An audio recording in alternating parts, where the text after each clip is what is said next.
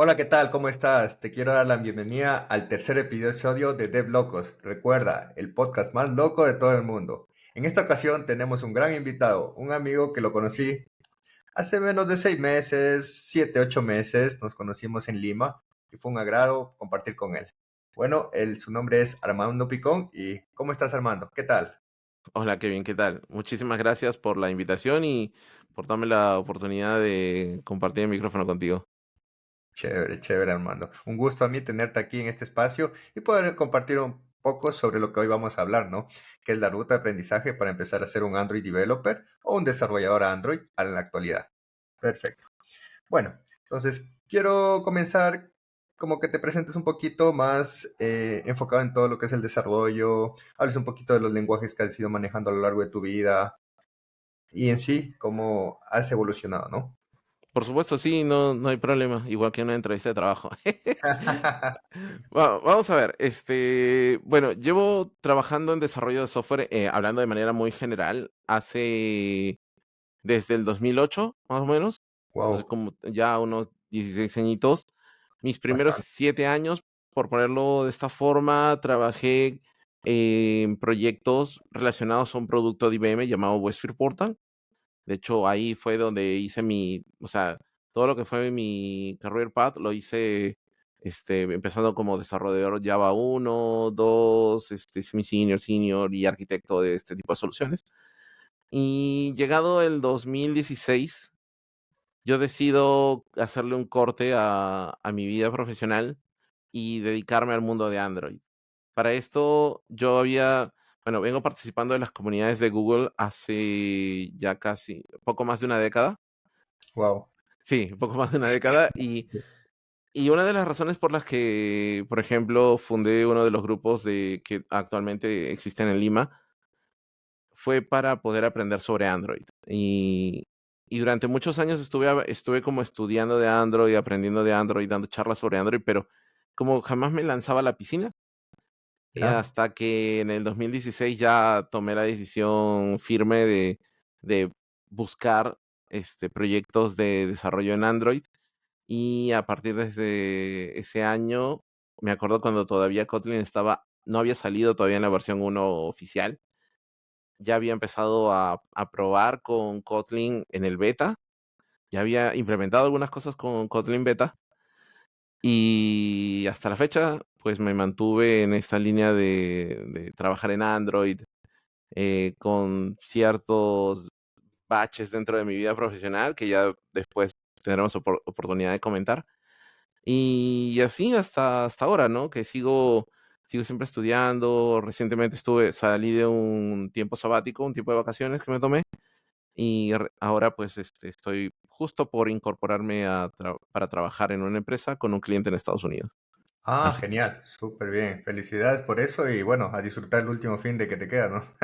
sí, justo ahora aprovecho, ya mañana por la mañana me voy a echar un viajecito de un día y después el domingo preparar todo para la semana.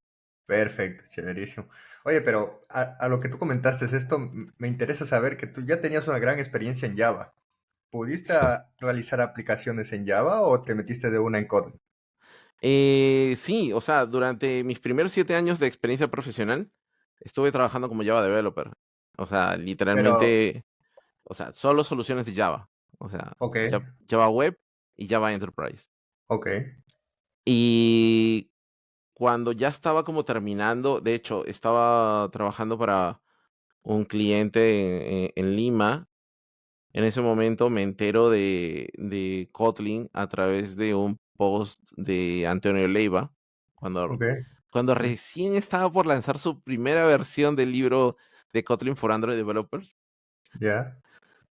Eh, y a partir de ahí es como me metí de lleno a Kotlin y casi no lo dejé. No dejé Kotlin, hasta entonces. De hecho, aún estando en beta, uno de mis primeros proyectos en Android lo lo trabajé usando Kotlin, o sea, literalmente haciendo uso de la interoperabilidad. Wow, Empecé a construir cosas, empecé a usar, algunas cuestiones como los delegates que empezaron a como a salir dentro de las primeras versiones y cosas así por el estilo. en ese momento. Y lo bueno al menos es que de parte del cliente tenía total libertad para poder elegir el lenguaje de programación que yo quisiera. Entonces, Buenísimo, buenísimo. ¿Y qué opinas de la transición entre Java a Kotlin? Porque anteriormente las aplicaciones de Android tú las tienes que desarrollar con Java, ¿no?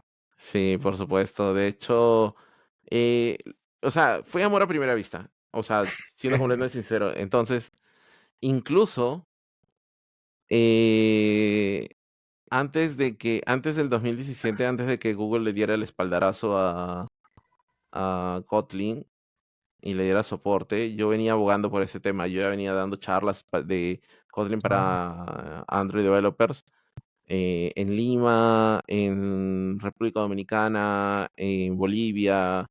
Ya habían algunos países en los que yo había tenido la oportunidad de ser invitados para hablar de Kotlin, cuando todavía nadie creía en él. Pero la comunidad ahí realmente escuchó muchísimo sobre el tema y fue bonito cuando en el Google I.O. del 2017, pues se nos anuncia que ya Google va a dar soporte oficial a Kotlin y se reconoce pues que fue la comunidad al final la que trabajó bastante fuerte para que eso sucediera, ¿no? Y totalmente. ujú, No, y bueno, Kotlin es un lenguaje súper amigable. Te diré porque yo en mis inicios empecé con Swift y no sí. sé si has tenido la oportunidad de tocar Swift, pero Tuve cuando la... conocí Kotlin fue wow, wow. O sea, no tengo que echarle años. O sea, creo que la ventaja mía es que de lo que ya había estudiado Swift, Kotlin, para mí, como siempre digo, son primos hermanos los lenguajes. Lo único que cambia es la sintaxis. Se me hizo Eso súper fácil de entender. es una historia bastante loca porque, claro, si se hubiera dado el normal transcurrir de las cosas, Swift, o sea, The Real Swift que viene a ser Swift 2, Ya, porque seguro tú ya. sufriste la transición del 1 al 2, Oh, es demasiado, el demasiado. Swift 2 hubiera sido realmente un primo hermano de Kotlin y hubieran salido casi como al mismo tiempo. Porque adelantaron las cosas y lanzaron el Swift 1 y me acuerdo que al principio todo, o sea, hubo gente que le llamó la atención y todo, pero ese Breaking Glass que hicieron para transicionar de 1 a 2, me acuerdo que causó revuelo y todo el mundo evidentemente quejándose, ¿no? Porque, pues, ¿cómo era posible de que tuviera de una versión a otra hubiera como que cambiar absolutamente todo, ¿no? Y no Literal, hubiera esa literal, compatibilidad. Te imagino literal. que tú lo sufriste. No, sí, y al principio, y eso que yo empecé digamos, mi ruta de aprendizaje cuando ingresé a este mundo en el 2014, justo cuando lanzaron Swift, y yo estaba entre, o le meto el dinero al cursito de iOS de Swift, o al curso de iOS con Objective-C. Pero Claro, sí. Claro, y me iba a ir por Objective-C porque en ese entonces, pero justo en el WWDC de ese año lanzan Swift. Digo, no, vamos con esto que parece ser el futuro. Pero uno aprende al principio y de la noche a la mañana te dan la vuelta a la tortilla al año siguiente. Y te diré por experiencia que, en mi parecer, hasta Swift 4 por ahí, no se estableció al todo. No se Claro. estableció al todo. Hoy en día ya con 5 claramente con minors, versiones minors, ya andan. Pero sí era complicado antes Swift. Y tú cambiabas una cosa, tus proyectos después actualizabas todo el IDE, la máquina y ya se rompía. Literal Sí. se rompía. Era complicado. Sí. Y creo que ahí Apple, como tú dices, se lanzó a la piscina con algo, creo que Swift 1 era beta, se lanzó a la piscina y por sacar antes, y tal vez hubiera salido con Kotlin, ¿no? Sí, sí, yo estoy más que seguro que eso hubiera pasado, porque de hecho, me acuerdo que para que se suelte la versión 1 de Kotlin pasó buen tiempo y hubo gente que ya quería como que lo sacaran a producción y sin embargo fueron refinando y fueron como metiendo ajustes hasta que ya llegó un punto donde caía de maduro el hecho de soltarlo y ya pues eso sucedió como en el 2016 aproximadamente por ahí. 2016 sí, más o menos. Y bueno, o sea, claro, después, en ese momento me acuerdo que todo el mundo venía a decir, ah, sí, Kotlin, ah, sí, es que se parece a Swift. Sí, Kotlin se parece a Swift. Y es como, güey, O sea, te pones a pensar en el año en el que empezaron a trabajarse y era como, oye, nosotros no tenemos la culpa de que ustedes hayan tenido que lanzarlo antes y hayan roto todo, en lugar de dedicarse a refinar el lenguaje y darle tiempo a que madure para recién lanzar su primera versión. O sea, Claro. O sea, en esa parte sí creo que Apple se lanzó, ¿no? Y ahí perdió, ¿no? Un punto menos, digamos. Pero hoy en sí, día, imagínate, hoy en día son lenguajes por excelencia, tanto por Apple como por Google, que los patrocinan para el uso de ello. sí, y es impresionante incluso cómo estamos llegando al punto en el que, claro, ya estás creando, o sea, por ejemplo, con Kotlin Multiplatform, ya tienes la posibilidad de escribir código en Kotlin que incluso puede eventualmente ya operar Funcional. con Swift. Y es impresionante eso. Claro, y uno de mis pensamientos, y creo que va a pasar, es que a futuro Swift UI, con lo que están haciendo Swift UI y Jetpack Compose, que es prácticamente lo mismo, o sea, no cambia, claro, cambia sintaxis y eso, pero tienden ahí, tienden a lo mismo. Entonces entiendo que en un futuro se va a poder tranquilamente realizar aplicaciones nativas de una forma súper fácil. Súper fácil. S- Sí, a menos que llegue el espíritu mercantilista a Apple e introduzca algo completamente nuevo que lo rompa To- todo. Totalmente, totalmente, capaz eso. Pero bueno, hoy en día Swift y Kotlin sí son los lenguajes por excelencia. Inclusive, mira, todo tatuado, Swift y ¿En Kotlin. serio? Qué loco, entonces sí eres fan. ¿Ah? Yo sí soy fanboy de estos lenguajes. Bueno, bueno, un poquito ya hablando de lo que era el tema de tu experiencia, quería preguntarte, ¿qué tal? Porque les he ido preguntando a mis invitados el tema del trabajo remoto, ¿no? Porque Ujú. venimos ya cerca de unos 5 años, 4 años desde lo que pasó la pandemia, que cambió, revolucionó literalmente todo el mundo. Entonces, ¿cómo lo has ido viendo tú todos estos años? ¿Qué piensas? ¿A qué tiende también? ¿Y cómo fue tu antes y el después? ¿Te gusta hoy en día? ¿Te adaptaste rápido? Porque entiendo que todos los años que llevas trabajando, tuviste la oportunidad de ir a una oficina, entrar a las 9 de la mañana, salir a las 6 de la tarde, etcétera, etcétera, ¿no? Mm. Sí, mira, am, tengo una anécdota respecto a eso porque yo, una de las razones por las que vine a Chile, por ejemplo, pues ahora mismo vivo en Ah, Chile. sí, Yo soy de eso me Perú, contaste. sí, yo soy de Perú, pero vivo hoy en día en Chile. Antes de vivir en Chile, vivía en Ciudad de México. Wow. Y cuando yo estaba en Ciudad de México, conocí a uno de los fundadores de la startup a la que vine a trabajar acá a Santiago. Ok. Y yo recuerdo que, bueno, pues vine, o sea, no conocía Chile, me vine para acá, empecé a trabajar con ellos. Y en determinado punto, me acuerdo haberle dicho al Head of Engineering, hey, yo quiero empezar a trabajar desde otro lugar, desde un lugar remoto. Y te estoy hablando antes de la pandemia, o sea, no teníamos idea de lo que iba a pasar. No teníamos idea del murciélago, ni nada por el estilo. Eh, y yo le dije, bueno, yo quiero trabajar desde Brasil. Me gustaría irme a Brasil y empezar a trabajar desde allá. Me acuerdo que el reto que me puso fue, ok, asegúrate de preparar a tu equipo de forma tal que ellos puedan avanzar sin que tú estés presente. Y eso me llevó a generar una serie de dinámicas, a empezar a tener reuniones como un poquito más asíncronas, empezar a hacer trabajo un poquito más asíncrono, de tener herramientas que nos permitieran llevar hacerlo de tracking de las diferentes decisiones, reuniones que se pudieran llevar a cabo y muchas cositas más, ¿no? Aparte también que a pesar del rol, a pesar de ser como el líder de desarrollo en Android en la aplicación en la que yo trabajaba, me gustaba siempre hacer partícipe al equipo de las decisiones técnicas. Entonces, como incluso Claro. fomentamos la generación de un consejo Jedi, por decirlo así, ¿no? O sea, y la cosa es que, pues ya estamos preparando todo esto para que eventualmente yo pues sacara mi residencia para irme a Brasil y pudiera vivir allá y poder mudarme y todo el asunto.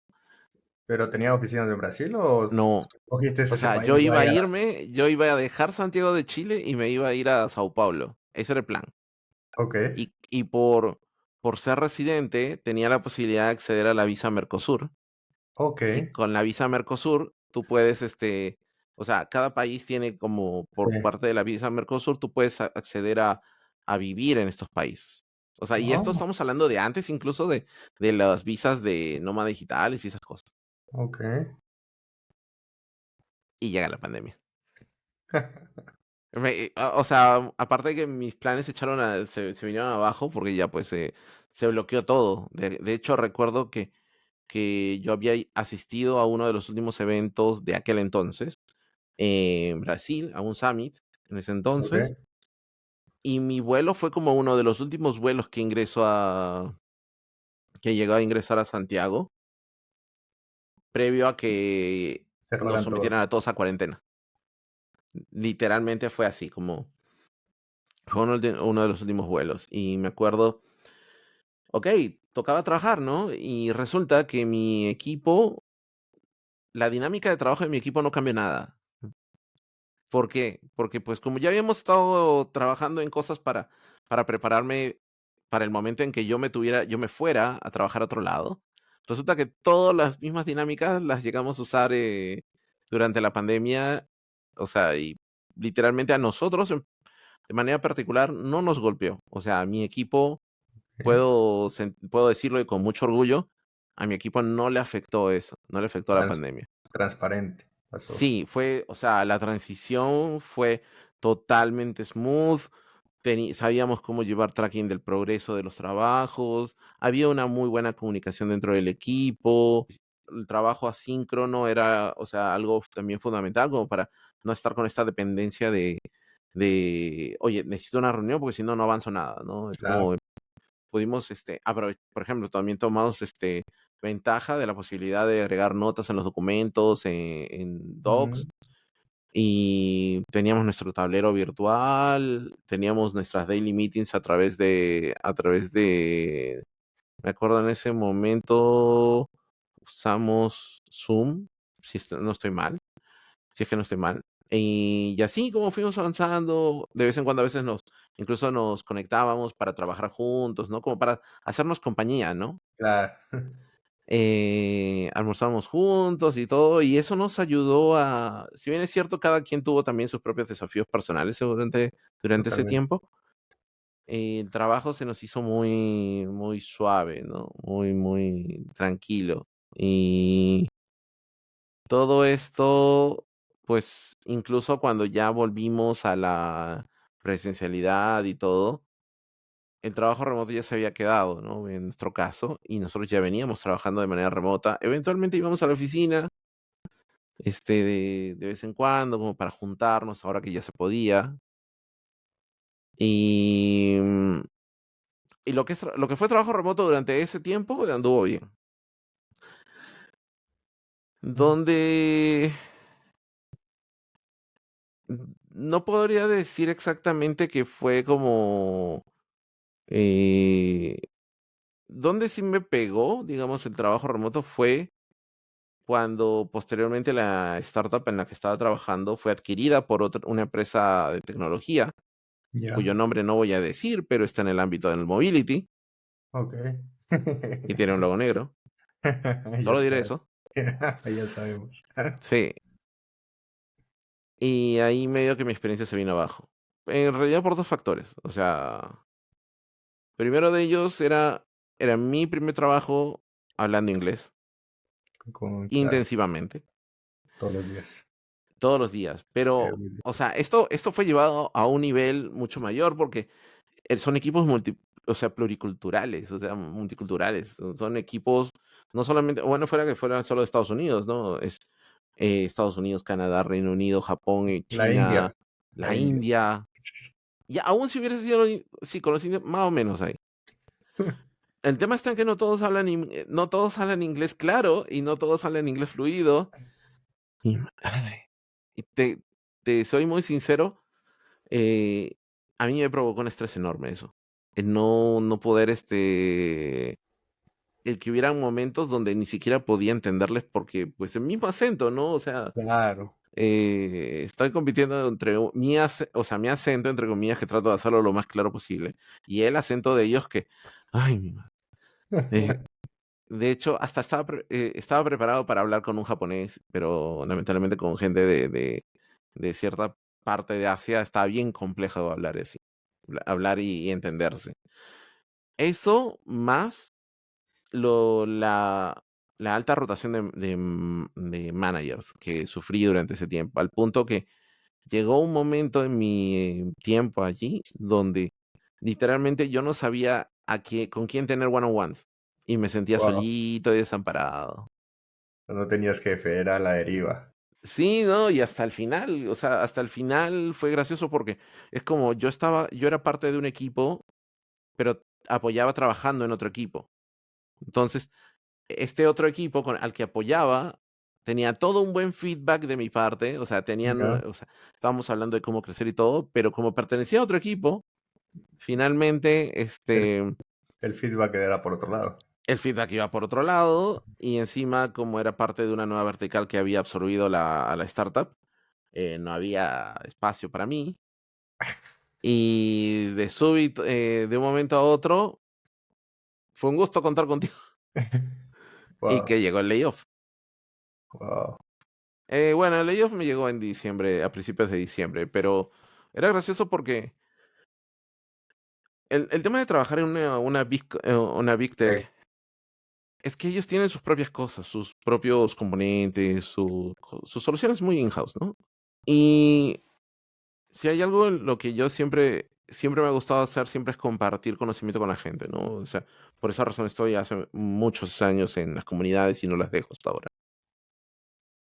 Pero resulta que una vez que entré a empecé a trabajar en esta Big Tech, lamentablemente a nadie le interesa saber cómo trabajan ahí. O sea, salvo como cultura general, pero de ahí a, ellos, esta Big Tech tiene algunas arquitecturas, algunas bibliotecas libres, ¿no? O sea, abiertas a que se puedan ser consumidas, pero sinceramente a nadie le interesa. O sea, nadie las usa.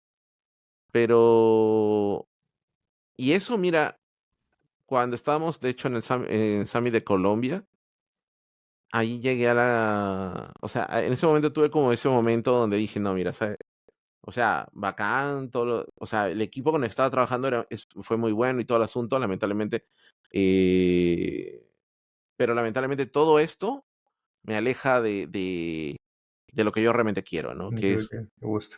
poder estar más cerca de la comunidad, poder trabajar con cosas más cercanas a la comunidad.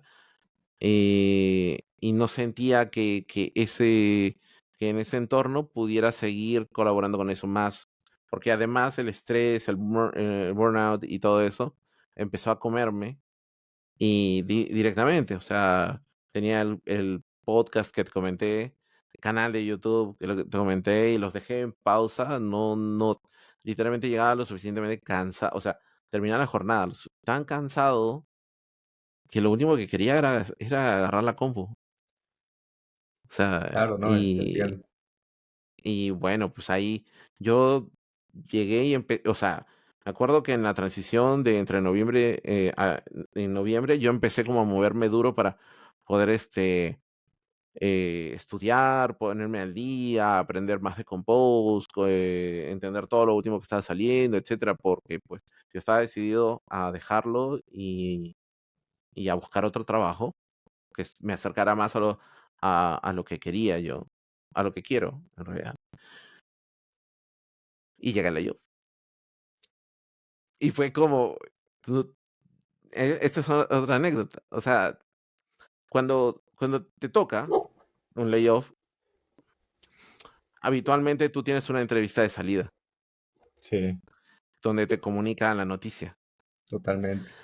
Y la cosa es que la persona encargada me da la noticia triste y yo estaba como con sentimientos encontrados, porque evidentemente nadie quiere que lo echen.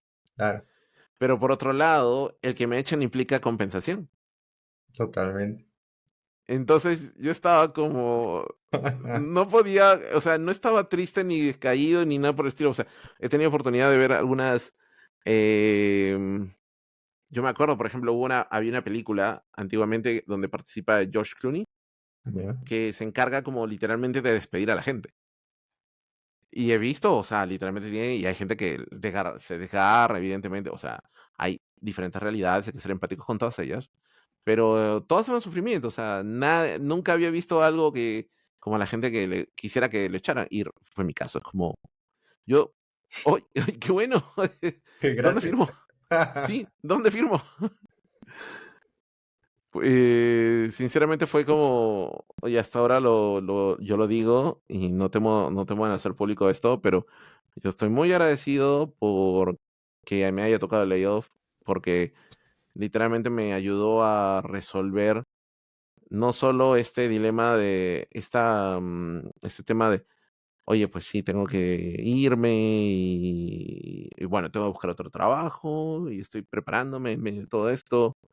O sea, de hecho, me lo alivianó bastante, ¿no? Debo decir que con mucha humildad ahí sí reconozco que fui bendecido con esto, porque a la larga me ayudó para concretar una serie de cosas y evidentemente para también tener tiempo de trabajar en mí mismo, ¿no? Ah, En poder reencauzar mis proyectos, empezar a reconectar nuevamente con la gente y Y bueno, ahorita ya de vuelta en ya voy a empezar otra jornada, otra aventura más, y también remota y todo el asunto. Y fue interesante porque dentro de todo la entrevista que tuve fue muy apuntando a gestión de personas en ambientes remotos, mm, de lo cual, bueno, ya podremos hablar luego en un rato más, pero básicamente esa ha sido como mi experiencia de manera remota. O sea, aunque no he entrado mucho en detalles, claro. podríamos comentar un poco sobre eso, pero a grandes rasgos esa ha sido Ok. mi vida, como trabajador remoto todo este tiempo, ¿no? ¿Y qué piensas? ¿Que esto se va a quedar? O porque también alguna vez leí un artículo en que hay empresas ya alrededor del mundo que hasta están optando por los 4 días. Si se ha escuchado. 4 días Sí, y el día viernes algunos trabajan hasta el mediodía o no trabajan y por temas de productividad, de mindset, etcétera, etcétera, ¿no? sí, yo creo que no va a desaparecer del todo, pero poco a poco va a dejar de ser tan Normal. frecuente encontrarlos. O sea, yo tengo esa firme convicción. Y si me preguntas por qué, yo siento que hay situaciones que ameritan que el equipo esté junto. O sea, que el equipo o sea, físicamente esté junto y esté enfocado en las labores de desarrollo o de concepción de los productos. Y yo creo que, claro, si bien es cierto, podemos em, hacer que esto funcione de manera remota. Yo puedo decirte con total certeza de que o sea, si bien es cierto, puedes alcanzarlo, pero es mejor estando todos juntos. ¿Por qué? Y la respuesta al por qué es porque tienes menos distracciones, porque puedes generar mayor conexión y porque no tienes, o sea, cuando nosotros hablamos de trabajar en un entorno remoto, introducimos la palabra, este, asíncrono. O sea, tenemos una comunicación asíncrona. Y, en ciertos entornos, como por ejemplo los de una startup, el time to market es valioso. Y claro, si bien es cierto, existen ciertas operaciones que tú puedes llevar a cabo y, o sea, ponerlas en manera remota, porque no quiere decir que para todos todo funcione, pero sí hay cuestiones que necesitas resolverlas ahí en instante, ¿no? De ley. Y, y eso demanda muchas veces que tengas la posibilidad de estar juntos físicamente con el equipo. Ok, no, totalmente de acuerdo en ese sentido. Entonces, va a ir cambiando poco a poco al transcurso de los años, entendemos, Eh, ¿no? lo más seguro es que, lo más seguro es que nos toque convivir, ¿no? Tanto como full presencial, como híbrido y Sí, remoto local, remoto a nivel de país y remoto abierto, ¿no? Ah, que también va a depender mucho del tipo de contrato que tú tengas. totalmente, también, como firmas al principio. Bueno, y bueno, continuando con el tema de Android, a ver, te quiero hacer una pregunta. ¿Por qué Android? ¿Por qué decidiste en el 2017 Android y no iOS? No irte por, no sé, por otra, irte por backend, frontend si ya tenías una experiencia Java. ¿Por qué en sí viste tu celular y dijiste, me voy a poner a hacer aplicaciones de aquí? Ya. La mayoría de soluciones que en las que participé, la mayoría de proyectos eran para aplicaciones internas. Y yo tenía el deseo de participar en el desarrollo de productos de consumo masivo. Eso fue como una de las premisas que me llevó a no optar por seguir la línea de Python, porque también aprendí Python. Ok, Sí he trabajado con backend en Java, pero yo quería producto. O sea, quería algo que la gente usara, tener la posibilidad de que la gente de recibir el feedback del ser humano. O sea, no que tú desarrolles algo que el oficinista va a tener que sí o sí usarlo, sino desarrollar algo que esté sujeto a los caprichos, digo yo, a veces del usuario. Y eso fue, por un lado, la primera decisión o sea, la primera premisa de por qué dejé ese mundo y me pasé al lado mobile. La segunda fue porque era pobre. Como era una persona pobre, no podía comprarme una Mac. Y tú sabes que para desarrollar aplicaciones para Apple necesitas una Mac. Y yo era es- pobre. Literalmente, me acuerdo que incluso yo empecé a trabajar en Android con una antigua Toshiba a la cual formateé y le instalé Linux ya. y apenas si tenía 4 gigas de memoria y eso. Y el Android Studio, y ni levantarse un emulador ahí porque pues esa cosa nunca arrancaba. O agarrabas y corrías la aplicación en el emulador, y agarras y te ibas a dar una vuelta, te comprabas un sándwich, te tomas una bebida, volvías y esa cosa todavía seguía instalándose. Y fue por eso que le entré al mundo de Android, pues. Y también, evidentemente, la tercera razón era porque el contenido era mucho más accesible, ¿no? Al ser parte de las comunidades de Google Developers, nosotros recibíamos acceso más temprano al material de Android, ¿no? O sea, entonces era como todo iba en esa dirección. Y de Todo está eso, sí, de hecho, por eso fue que empecé con Android, pues. chévere, chévere, chévere. Y hay, dentro de eso te pregunto, bueno, ya me dijiste que no iOS, pero ¿por qué no en su momento escogiste un lenguaje en el que pueda ser bueno? Voy a ser híbrido y voy a aprender esta Como, parte en como vez de React. sentar totalmente. Podrías, e inclusive antes, hace años atrás, te hablo hace 8 años, 9 años, me acuerdo, Xamarin con, sí, con C, entre otros. Angular creo que también puedes hacer aplicaciones híbridas. Me acuerdo que hubo un Eh, intento, pero después ahí entonces, quedó. por eso, o sea, pero sí había, no como hoy que creo que con Flutter, React, está más nombrado, pero anteriormente sí lo podías ingresar. ¿Por qué no te fuiste por ese camino? Porque me carga el lado web. O sea, yo soy honesto. Me carga o sea, yo aprendí, por ejemplo, JavaScript cuando todavía las llamadas asíncronas se hacían literalmente todo a punta de código, no tenías bibliotecas, no tenías nada. Es como, me acuerdo que en ese momento recién estaban introduciendo las llamadas asíncronas en JavaScript y yo empecé a trabajar con eso y luego empezó a salir los componentes estos de, ¿cómo se llama? jQuery. Ok, jQuery, sí, creo que se llama así. Y ya a partir de ahí ya me perdí, porque como, o sea, tenía unas nociones por el tipo de desarrollo que hacía, porque como trabajaba con Java Enterprise, y eso tiene, o sea, tú creas ¿cómo se llama? Tus servlets. ok. Entonces, combinabas JavaScript con este tipo de cosas. Pues no sé, siempre me Me gusta. cargó. Pero sí, yo creo que una conversación que también me hizo moverme de ahí fue una que tuve con en ese entonces existían los IBM Champions, que son como los experts, que, o sea, como un similar al expert, a Google Ok. Developer Expert. Y yo me acuerdo de conversar con uno y él me dijo, en unos años en mobile va a ser todo lo que se va a mover. Deberías empezar a ver ese aspecto.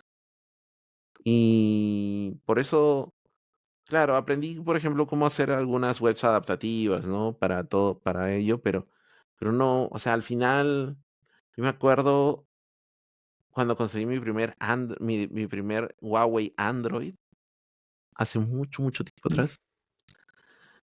Y yo era el hombre más feliz del mundo. O sea, me acuerdo cuando en ese entonces todavía estábamos con Froyo incluso. O sea, o Cupcake, no estoy muy seguro. Hace tiempo. Uno, dos. Uno, dos. Y ahí era como, wow, puedo desarrollar. De hecho, tengo todavía un código por ahí tirado que me armé una pequeña aplicación donde tenías acceso a los diferentes sucursales de una cadena de hamburgueserías que a mí me gustó mucho en Lima y el menú. Tenías acceso a eso. Eso fue como mi primera aplicación como de práctica, lo cual me lleva a pensar de que realmente podría haber hecho negocio con eso, pero fui muy cobarde en ese sentido. Soy cobarde para hacer negocios. Lanzarse al éxito. Sí, lo que pasa es que, a ver, mi caso es como me gusta mucho la motivación que uno tiene para desarrollar las cosas, pero al momento en que y esto no quiere decir que como parte de mi trabajo no asuma compromisos, los asumo, sí, es parte de eso. Pero cuando ya la cosa empieza a haber dinero de por medio, ya empieza a generarse un compromiso. Y siento que y creo que siempre me ha faltado esa parte, ¿no? Como la de trabajar por eso, ¿no? Como, okey, ya puedo empezar a hacer dinero con ese tipo de cosas. Y eso de alguna forma no me llevó por ese camino de vender aplicaciones, ¿no? Ah, Sino más el de construirlas, de formar equipos, de poder liderarlos, etcétera. O sea, me llevó más por este otro lado. Pero algo que sí me agrada mucho es enseñar, ¿no? Enseñar sí es algo que a mí particularmente me apasiona muchísimo, sobre todo porque siento que en el conocimiento y en la tecnología hay una manera de salir de la pobreza. Y yo creo que en la medida que la gente se involucre en eso, también va a poder salir de la pobreza también. sí, es algo que, bueno, de mi parte también comparto bastante contigo.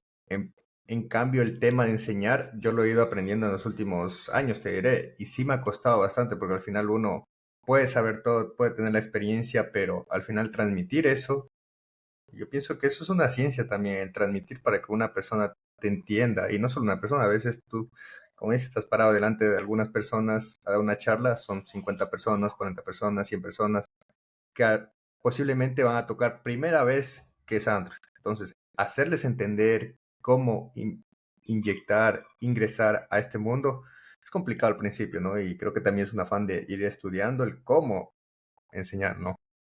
Bueno, Sí. y entrando a esto, sería bueno de que ahí vamos, al camino para ser desarrollador Android, ¿sí? ¿Cómo tú actualmente definirías esto o podrías explicarlo para la audiencia que nos está escuchando y le interesa? Ok, tengo mi Android, tengo mi Huawei, tengo mi Onion o mi teléfono que tiene Android y quiero hacer mi propia aplicación. Entonces, ¿qué hago, hermano? ¿Qué hago como para empezar hoy en día? Porque esto va en tendencia. Con todo lo que está sacando Google y Apple, las aplicaciones móviles van en tendencia. Ok. Bueno, lo primero que podría decir, suponiendo que es alguien que está empezando, ¿ok? O sea, que le interesa meterse a este mundo, tienes que estar preparado para encontrarte con mucho, mucho contenido en inglés. Voy a partir por ahí. Porque, si bien es cierto, hay gente como tú o como yo que podemos, desarrollamos y generamos contenido en español. em, creo que aún somos pocos. Sí, O sea, comparado a la cantidad de contenido que hay en inglés. Todo el mundo escribe en inglés. sí, Incluso yo también me estoy empezando a meter en ese mundo también porque no solo por la atracción, sino porque a la larga, si tu, si tu proyección es trabajar de manera, o sea, trabajar de manera local, no vas a ser muy bien pagado. Esa es la impresión que yo tengo. ya, Pero si tú quieres ganar un sueldo mayor en cifras, necesitas sí o sí saber comunicarte en inglés y saber leer y entender en inglés y escribir en inglés. todo. Sí. Y bueno, hasta aquí todavía no estoy entrando en Android per se.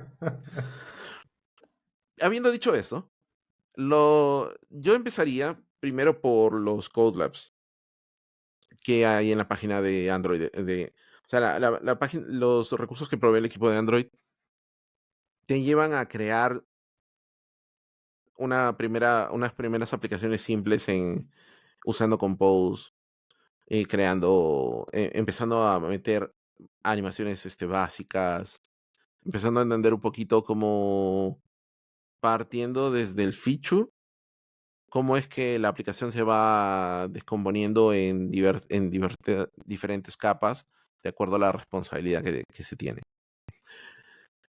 Eh, Aprendería Kotlin, básico, eso es básico. Y de hecho, en el pad que está en los Code Labs, te lleva por ese lado, te lleva por aprender Kotlin, porque hoy en día es importantísimo todo, inclusive el desarrollo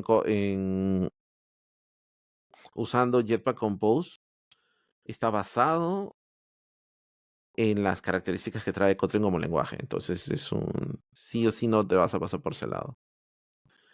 Eventualmente cuando vayas entendiendo, o sea, vayas agarrando cancha y costumbre, ¿no? En la construcción de las UIs y empieces a entrar a darle mayor funcionalidad a las aplicaciones, vas a empezar se va a empezar a tocar temas como el networking, que habitualmente la biblioteca por excelencia hasta ahora sigue siendo Retrofit. Puedes usar Ktor si quieres también, pero espero no estarme equivocando, porque tengo... Ah, no, el otro es Onion. Ah, no. Sí, Ktor está bien. Retrofit. Sí, pero dejemos en el Retrofit. Retrofit por excelencia es la biblioteca de networking que hoy en día se usa y también que está adoptando muchas de las características que tiene Kotlin, sobre todo en el ámbito de las corrutinas. Las corrutinas es un concepto que va a entrar ahí. En ese momento vas a ver las corrutinas y sobre todo el uso de los dispatchers, ¿no? Y de qué manera afectan estos a las diferentes tareas que tú decidas programar.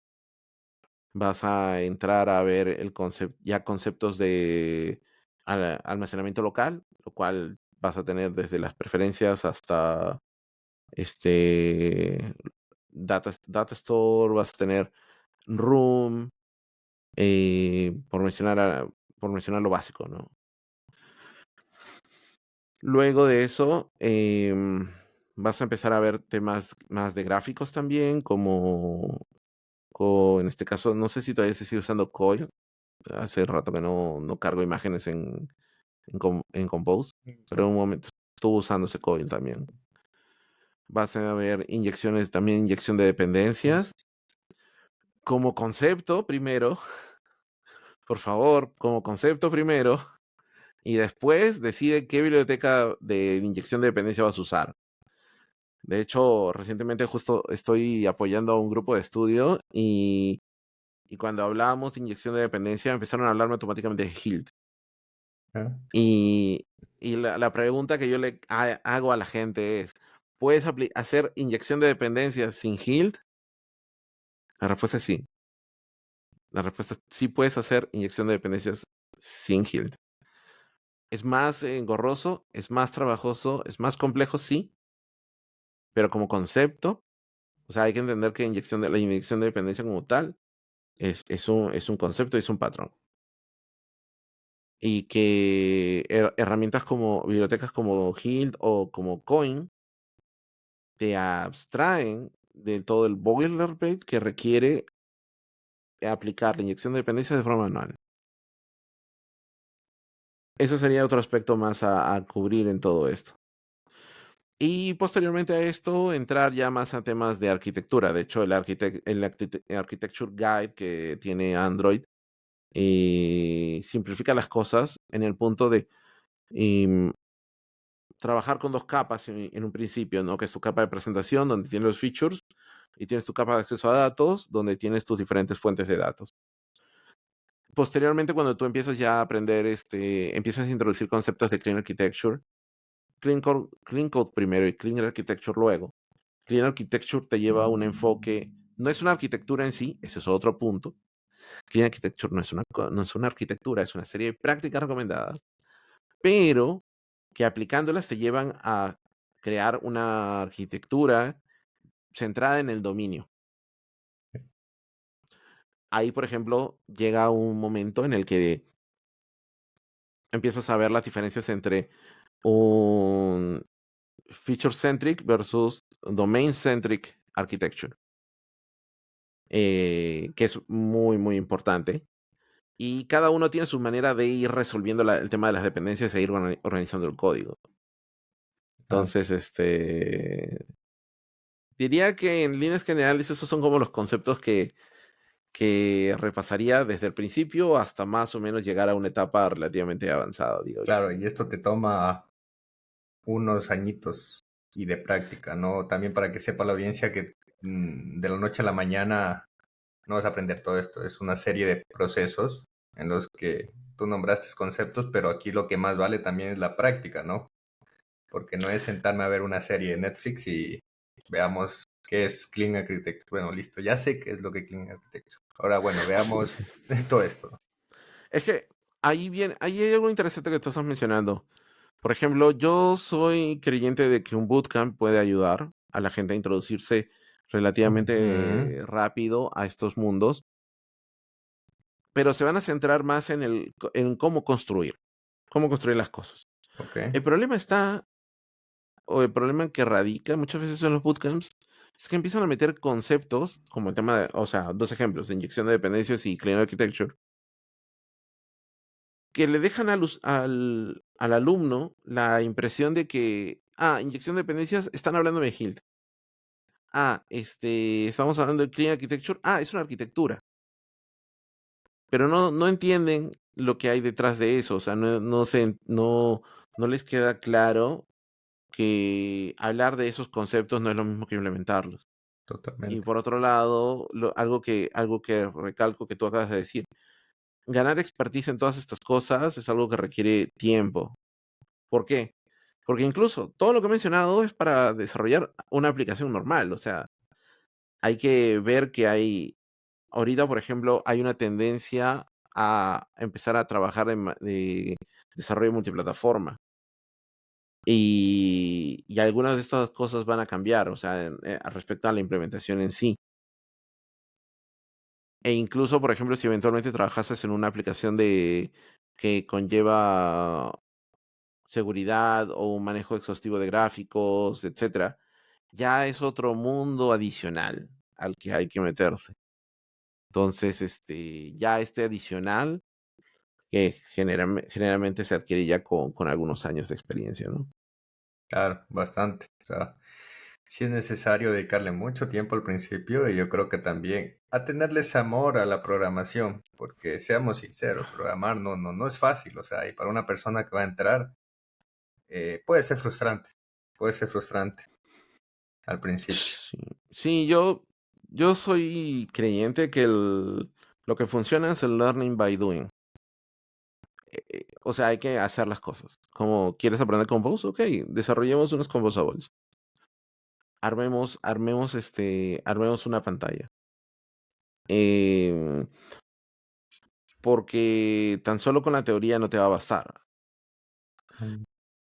Y además que cuando tú vas desarrollando también tienes la posibilidad de ir reflexionando respecto a por qué estás haciendo las cosas. O sea, es como alguien que conversábamos, hablábamos sobre inyección de dependencias. ¿qué es inyección de dependencias? Era la pregunta. Y empezó a decirme, sí, primero partió con la implementación de Gil. Y yo como, no va por ahí. Ok. Luego, ¿qué es inyección de dependencia?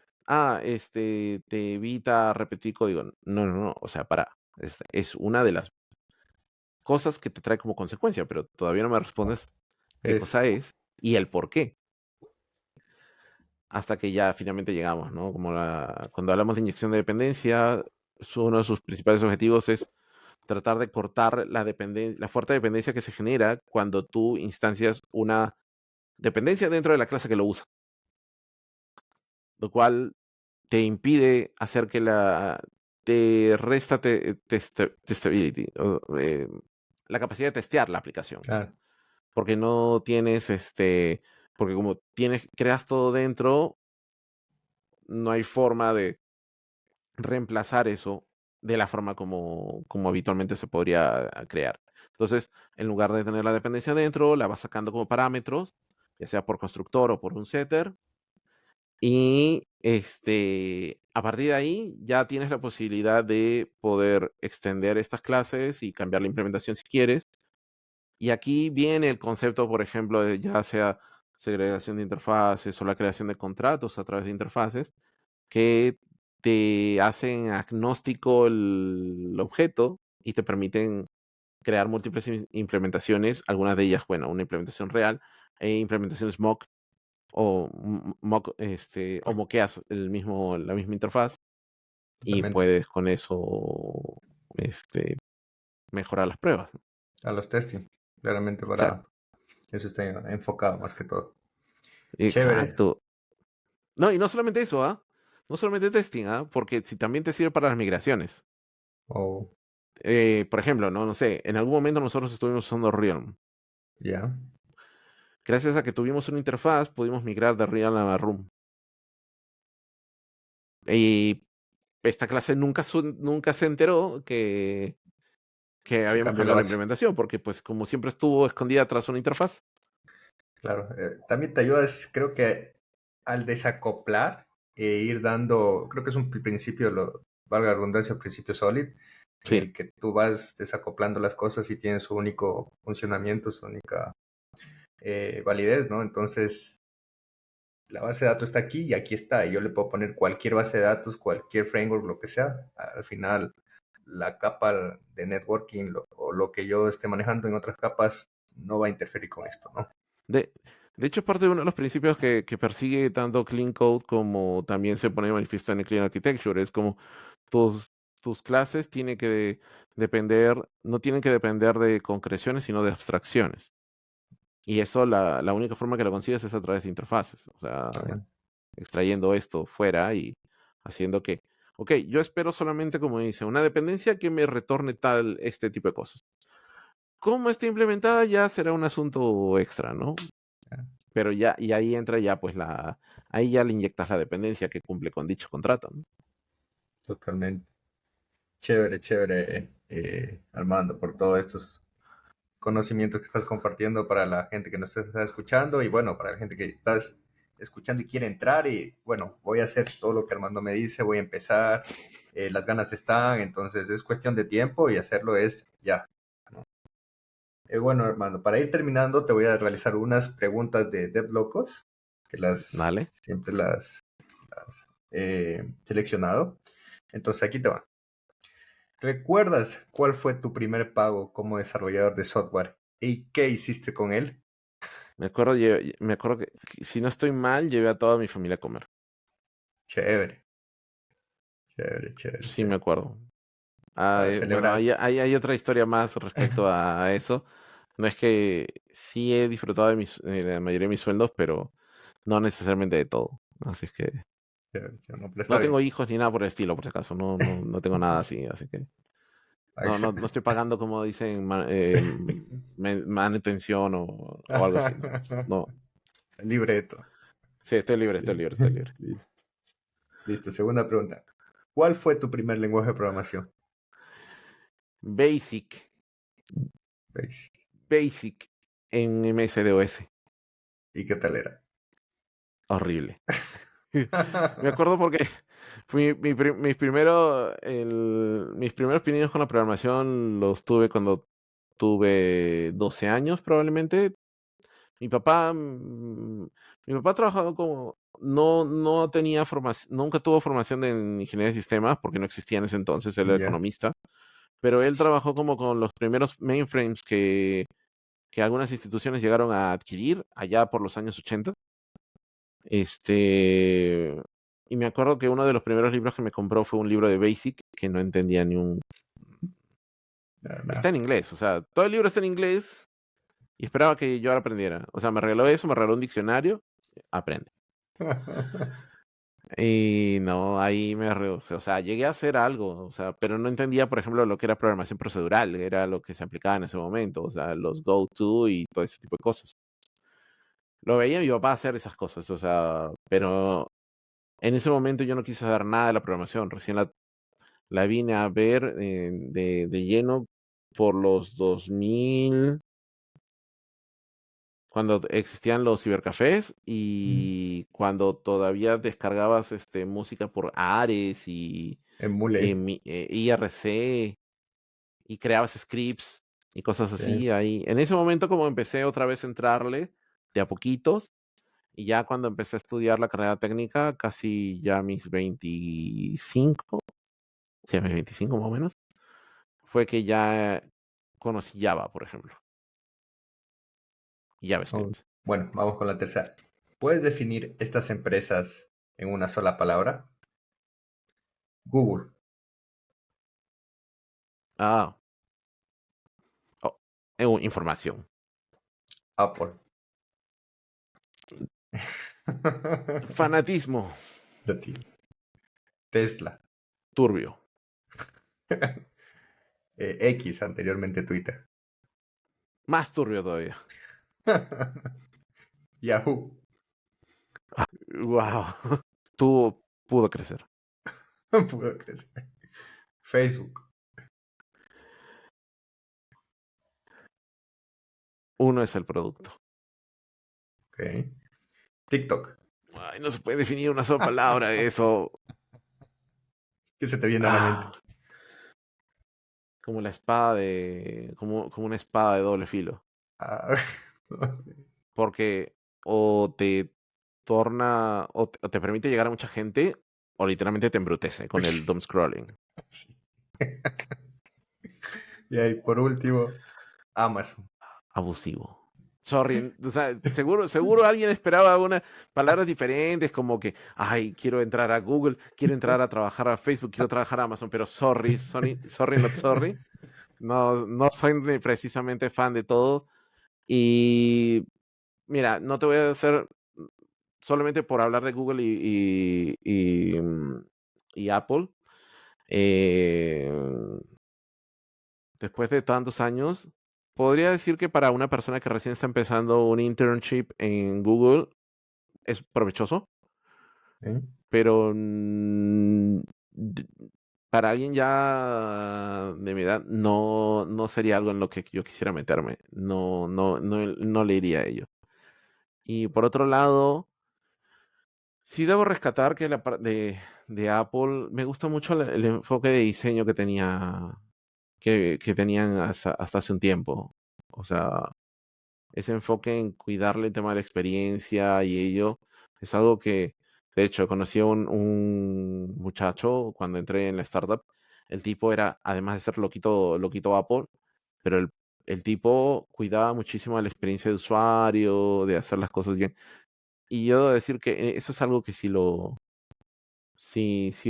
rescato mucho de eso, ¿no? De ahí en más que estén sacando devices con cositas como cambios muy mínimos, a un precio Que, caro todavía lo sigo viendo exagerado. que ya Pero Android hay lo gente que le tenía. gusta. Que ya Android lo Y, tenía. y ahora ya tengo una Mac, así que tampoco puedo hablar mucho porque ahora tengo mi Mac corriendo con mi Android Studio y de hecho ahorita mismo lo estoy usando. Entonces, pero respecto al resto de empresas, si bien es cierto, se habla mucho de ellas en el aspecto tecnológico. Si hoy mismo se acabara el mundo, yo creo que ellos se salvarían, no Ok. nosotros. Y yo tengo un fuerte problema con eso. Ok, ya. Está Sorry, bueno. No, está sorry si no bueno. lo- No, está bueno como para un futuro capítulo meternos ahí de lleno a ver conspiraciones. A ver, y esto quiero sacar algo como relacionado a lo que hemos estado conversando, ¿no? Porque tampoco Ya. quiero irme tanto al aspecto filosófico, pues soy mucho de irme por esos lados. Y si eres joven, sí, yo diría, apunta a entrar a una de estas empresas, prepárate. O sea, y esto no es solamente con Android, o sea, me refiero ya a domina un lenguaje de programación, métete a plataformas como LeetCode o CodeSignal, por Algoritmos. mencionar un par. Sí, éntrale al tema de algoritmos. Si eventualmente puedes entrarle al tema de programación competitiva, métete allí, aprende los detalles de cómo hacer cosas a bajo nivel con tu lenguaje de programación favorito. Y te juro que eso te va a dar un buen background para más adelante trabajar en múltiples cosas. O sea, muchas cosas. Y algo que sí aconsejo muchísimo es a no dormirse en sus laureles. Ningún conocimiento es suficiente. Todas las cosas van cambiando. A pesar de, por ejemplo, ahorita estar en Android, igual tengo que ver cosas, o sea, estoy empezando a ver temas de Flutter y temas de Generative AI. No es mi campo, pero específicamente, pero vamos a estar trabajando con herramientas como Copilot o el Studio Bot, que tienen estos modelos de inteligencia artificial atrás. Y tenemos que saber si lo que nos están entregando es correcto o no. Claro. Y eso es algo importante mencionar, o sea, no le creas necesariamente todo lo que te tiran esta ChatGPT o Gemini o lo que quieras, al 100%. O sea, trata de investigar y ver si realmente es correcto lo que te están entregando. Y el conocer los lenguajes y conocer cómo trabajan es un aspecto muy importante para entender cómo funcionan las cosas. De hecho, si nos apuntamos un poco más hacia el futuro, para mí recientemente creo que fue presidente de Nvidia el que dijo que no iban a haber más desarrolladores. Sí, la envidia, pues. De hecho, no creo que vayan a desaparecer, pero creo que se va a reducir, porque van a haber muchas soluciones muy simples, ¿no? O sea, con un par de clics. De hecho, Flutterflow, por ejemplo, como que te permiten como una aplicación sencilla ir arrastrando componentes y armarla como antes era Visual Studio. Va a ser algo que va a ser va a poner el desarrollo al alcance de la gente que no domina este tipo de cosas. Por lo tanto, el campo de acción de los desarrolladores creo que se va a disminuir a cosas mucho más de mayor, que requiera mayor expertise, algo que va Claro. a ir muy atrás, ¿no? Como trabajar sobre la herramienta que permite, pues, desarrollar la herramienta. A eso voy, porque al final yo no creo que vamos a ser, o sea, los desarrolladores se van a extinguir o algo. Lo que va a pasar es que van a quedar los que sepan manejar estas herramientas, porque al final no va a haber un reemplazo, sino que va a haber un trabajo con todas estas herramientas que vayan a salir a futuro. Entonces, el que se va a quedar aquí, la empresa va a crecer, entonces tú también vas a tener que saber qué tecnología van a usar y cómo usarla para mejorar tu productividad, ¿no? Sí, y para ello es importante, no solo es importante que sepas leer o escuchar en inglés, sino que sepas escribir y hablar bien en inglés. Es muy importante eso si es que tu intención es crecer en este mundo, ¿no? Igual mi consejo es que no te desesperes, como ve yendo poco a poco, pero sí ve desarrollando ese tipo de cosas a lo largo de los años, ¿no? Porque, pues, tarde o temprano va a llegar un punto donde, pues, tu campo de acción te va a quedar chico y vas a querer, pues, salir de ahí, ¿no? Y emigrar y Claro. trabajar en algo más grande. Perfecto. A ver, la cuarta pregunta, son 5. ¿Puedes Órale. decirnos cuántas líneas de código has escrito en tu vida? No vale el copy-paste. Tírame ahí un número. Uf, no, son muchas. Yo podría decir que tranquilamente 1 millón de líneas de código ya. Bien, bien está. Bien está. Chévere. Sí. A ver, ¿puedes decirnos, para finalizar, puedes decirnos algún consejo para la gente que nos está escuchando y quiere empezar a programar? Aunque bueno, ya lo hemos abatido con lo que es Android, pero en general, como que programación, quiero entrar a programar, ¿qué tendría que saber? Um, Eviten el perfeccionismo. Eso sería como primer consejo que les podría dar. Nunca estamos preparados para las cosas que nos van a venir y es mejor que nos agarre haciendo cosas y soltando cosas que nos agarre analizándolo y sufriendo una parálisis por análisis. O sea, diría que hay que empezar a hacer las cosas que si te salen bien, genial. Si te salen mal, aprenderás. Que si hay alguien que sabe más que tú, ok, muy bien, bien por él. Que yo no soy un experto y no puedo dar una charla, ok, pero tienes tu experiencia propia. Y eso es lo que vale. Porque recuerden esto, ¿no? Si quisiéramos que nos repitan la teoría de memoria, mejor nos vamos a la documentación, ¿no? O sea, lo que realmente importa es la experiencia y eso se obtiene haciendo las cosas. Entonces, siempre acostúmbrense a hacer, siempre acostúmbrense a, a experimentar, a cuestionar las cosas, no den por sentado las cosas. Si alguien no es capaz de responderles el por qué, seguramente hay algo que falta revisar allí. Eh, pero no está mal también ignorar las cosas. Lo que está mal es no aceptar que ignoramos cosas. Bien, Entonces, esas son algunas de las cosas que podría decirles. Y aprendan a respirar y a hacer pausas. Eso, pausas sí. activas. Es importante eso, sobre todo porque sí, en este mundo finalmente vamos a tener cuadros de estrés, o sea, eso es normal en nuestro mundo. Aprender a respirar, a tener pausas y ese tipo de cosas ayuda un montón en el equilibrio emocional de la persona. Chévere. Muy bien, bien, bien, bien ahí, Armando. Chévere, esas serían las preguntas. Muchísimas gracias de verdad por tu tiempo, por haber estado hoy aquí con nosotros. Y bueno, algún lugar donde te podamos contactar, la audiencia pueda contactarse contigo, o bueno, que algo le haya quedado de duda, decirte, hey, Armando, esto no entendí muy bien, ¿me podrías ayudar? Por supuesto que sí, cualquier cosa me pueden encontrar en mis redes sociales como @devpicon, DEV Picon, que es mi apellido. Me pueden encontrar en TikTok, en Instagram. Bueno, Facebook no respondo tanto en realidad, pero en Instagram, ex Twitter y TikTok me van a encontrar, sobre todo en TikTok haciendo cápsulas de contenido. Tengo un canal de YouTube donde pueden encontrar contenido de... Si quieren aprender sobre corrutinas, pueden entrar ahí Ah, para ver ah, cómo les explico, porque literalmente las desmenuzo y eventualmente, y bueno, también tengo todavía el registro de un podcast que no he vuelto a mover desde hace un tiempo, pero pues también van a poder disfrutar de un contenido sano y quizás no a la altura de Devlocos, pero pues ahí en algo andamos. chévere, chévere. Bueno, no, cualquier cosa si les gustó, ya saben, denos like, pueden dejar sus comentarios. Listo. Reitero las felicidades y muchísimas gracias por tu tiempo otra vez, estar aquí.